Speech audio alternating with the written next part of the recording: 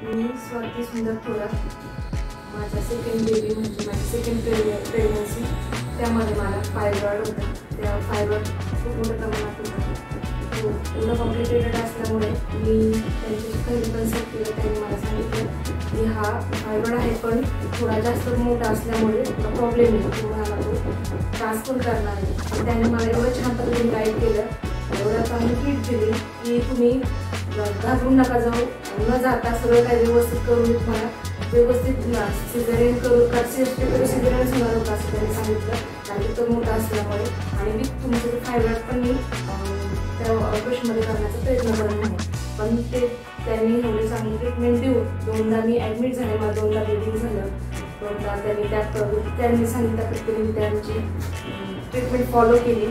त्यातच त्यांनी परत आता जे सिच्युएशन आहे ही सिच्युएशनबद्दल आता सध्या सांगते की मी ऑपरेशन झाल्यानंतर 3 दिवस प्रॉपरली बेडवर होते. मला उठता बसता येत नव्हतं.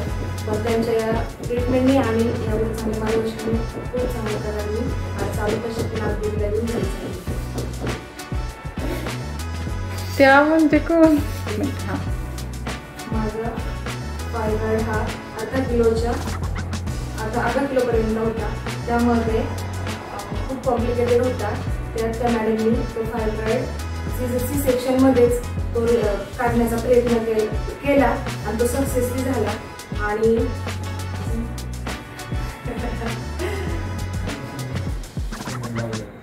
कांचन मॅडम, हां, थँक्यू कांचन मॅडम, तुम्ही